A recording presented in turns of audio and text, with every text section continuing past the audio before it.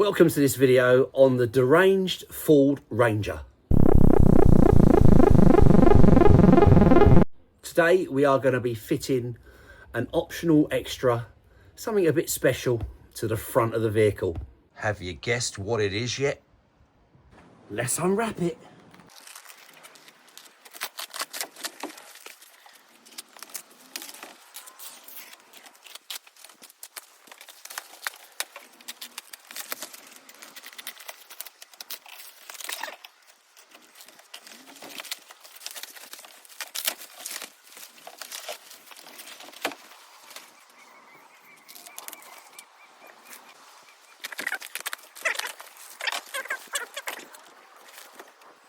Fitment should be pretty straightforward, so let's crack on and I'll show you what we need to remove to gain access to those chassis rails. It's fortunate that the standard height of these vehicles allows you to work on them pretty much on their wheels. I have raised it 3 or 4 inches just to give me a little bit more wriggle room.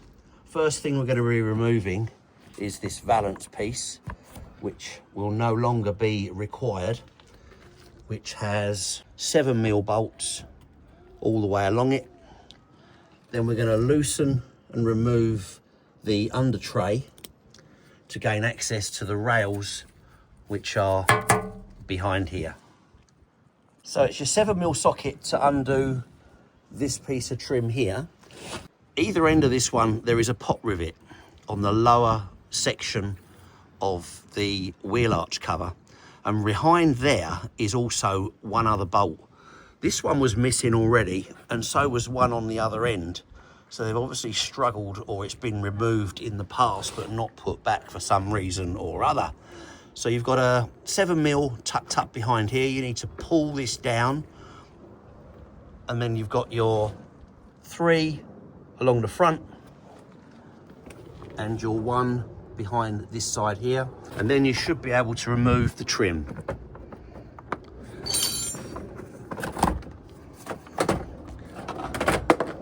Removal of the under tray. I'm not taking them out fully at this point.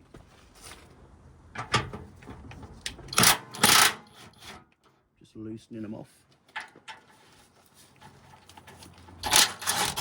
The tray slides into them, so you don't need to remove these ones fully.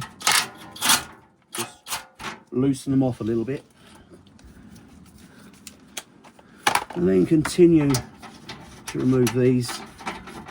Everything's a little bit corroded under here, could do with a little bit of attention in the long term, but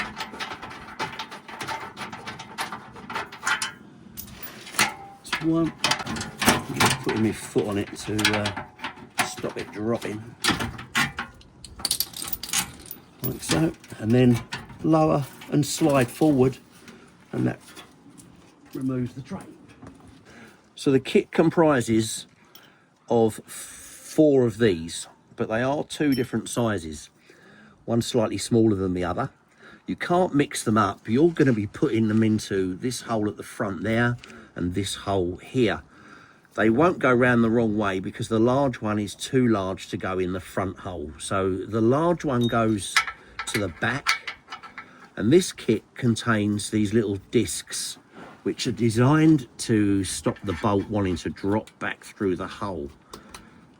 They do vary. Sometimes they're more of a robust clip, but it's literally just to stop it wanting to drop through, and then you push it onto the bolt like that, and it holds the bolt in place. So we'll put this one, the smaller one, into that front hole there. Just rest it there because you don't want it to drop inside the chassis. I'm going to hold it tight and then slide over my disc, which has got that bolt in place and preventing it from dropping back into the vehicle chassis. Mounting brackets, 2 of them. They have a proud edge there and a flush edge at the front. You have a little proud bracket sitting here as part of the towing eye. The welded on spacer to the plate goes on the inside and hooks over like that and like that. And that spacer within the plate takes up that gap. Then you've got a large washer and a small washer, a spring washer as well. I'm not a lover of these spring washers, but we'll fit them because it came with the kit. And we just do that up finger tight on there.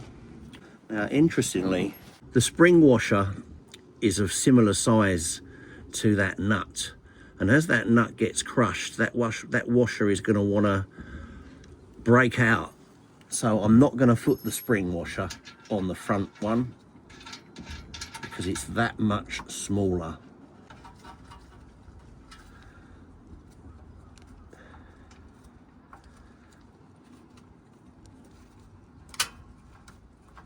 So they are finger tight, and we'll do the same on the other side.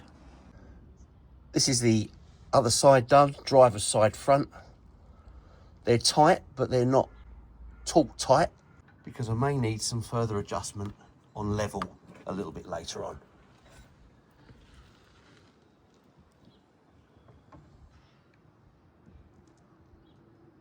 Now we can offer the bar up.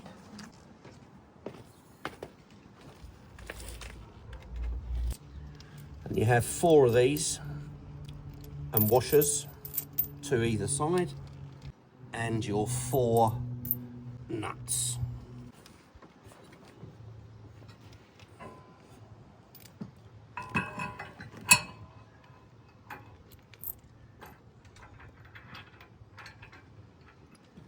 So that's a bolt, a washer, through the hole, washer, spring,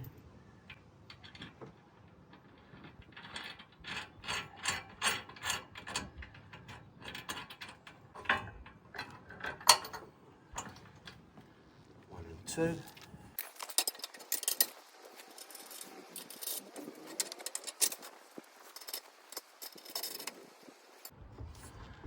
I'm just going to nip those up a little bit.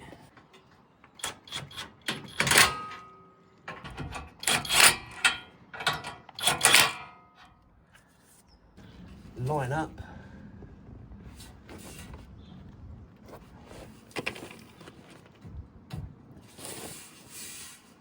This is going to have to be its final resting place because I had an issue with the bar interfering with the parking sensors, and that is as high as I can possibly put it without it continuously bleeping inside the car.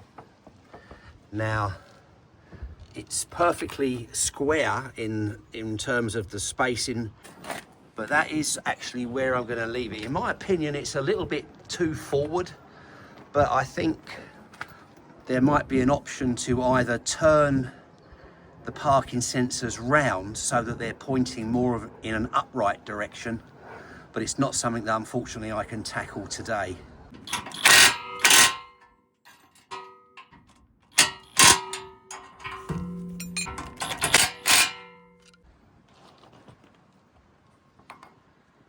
So we're all bolted up on the inside. This bracket is sitting as low as it can go at the moment. All we've got to do now is put back the under tray. Simply slide in your tray to your 2 bolts that you left in earlier. And line up your 2 bolts. Now, just make sure it's sitting square.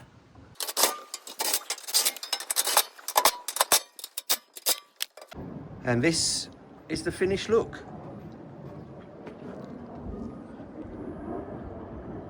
Rather nice, don't you think?